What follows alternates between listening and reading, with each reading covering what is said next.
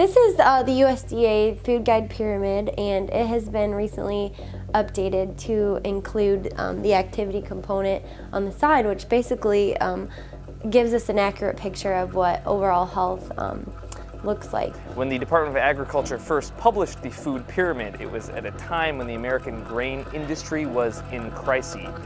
So therefore, the thing that they put at the bottom of the food pyramid was breads, grains, cereals, in order to help the American grain industry sell more, which it did. The problem is that it's a guide, and that you can tweak it and say, you know what, in the new food pyramid, you're supposed to eat more fruits and vegetables than anything. But if you call ketchup a fruit and potatoes a vegetable,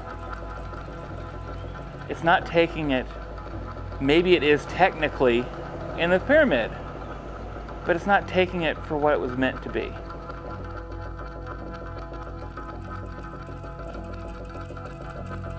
We all know it. The pyramid is an easy guide to eating right. We were taught from an early age that as long as we followed it, we would be healthy. The food pyramid is the best source of nutritional information, right? The thing about the food pyramid is when it was originally invented, it was first developed by the Department of Agriculture, and the U.S. Department of Agriculture still produces it to this day. So that's an interesting thing in and of itself. The Department of Agriculture, by definition's interests are agricultural and vaguely economical, and not necessarily nutritionist. Any tool like that needs to be taken as a guide. And even though it's not perfect, and there's a lot of influence from corporate agriculture, corporate farming, from the government, because the government pays people to grow or not to grow corn and to grow all these commodity crops, that they wanted to make sure that they had a proper placement to encourage us to eat more of them because the government's paying for them. All the different colors, it has a lot of vibrant colors because it encourages, young people to, remember, fruits and vegetables are in the middle. We have grains, which is also an important component. Dairy products, fats are even important. And also we have the protein and meat group. So basically, it just allows us to educate people that every food group has its part. They have agriculturally skewed food groups.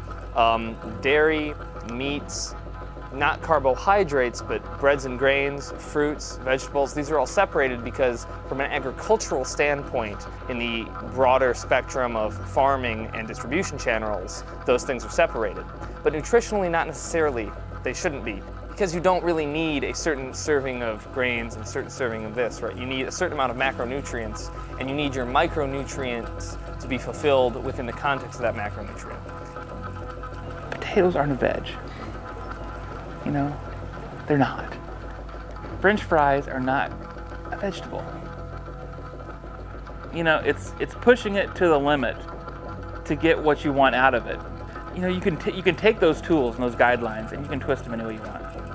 You don't want to eat an absorbent amount of fat or an absorbent amount of carbohydrates or an absorbent amount of protein. There are ratios that you want to eat, and you want to try to limit your sugars, eat slow-burning carbohydrates as opposed to quick-burning carbohydrates like your simple sugars. So all that is also a component of good and bad eating. But in general, if you're eating fresh, all-natural foods, those other components will sort of even out. You won't need to worry about a whole lot of sugars and fast-burning carbs in your foods when you're eating all-natural foods that don't have sugar added to them.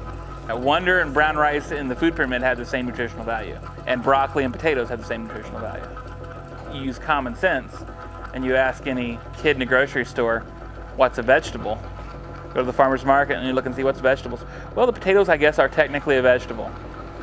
But if mom says eat your vegetables, typically it's not meaning eat your French fries.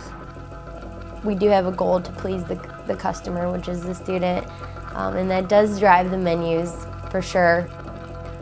Not everything we are taught is reliable. Maybe soon the food pyramid will be no more a source of nutritional information than Pluto is a planet.